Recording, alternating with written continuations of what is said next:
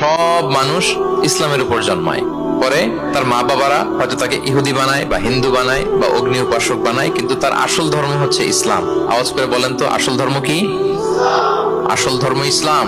সে ফিতরাতের উপর জন্মগ্রহণ করেছে, এমনিতেই বাই ডিফল্ট তার মনটা ইসলামের দিকে টানে।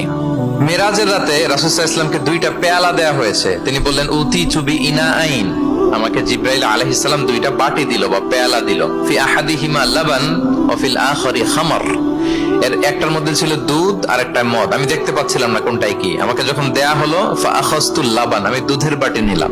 তখন জিবরিল আলাইহিস সালাম বললেন, আসবতাল ফিতরা, আপনি ফিতরাতটাই নিয়েছেন, মানে যেটা ভালো ওইটাই নিয়েছেন, যেটা আপনার সাথে সুইট করে ওইটাই নিয়েছেন। সুবহানাল্লাহ পড়েন। এই পৃথিবীতে যা কিছু ভালো, যা কিছু কল্যাণকর, যা কিছু আমাদের সাথে খাপ খায়, সুইট করে, সহজে সুইটেবল হয়, এটাই ফিতরাত। এটাই কি? ফিতরাত। তো সব মানুষ ফিতরাতের উপর জন্মেছে, ইসলামের উপর জন্মেছে।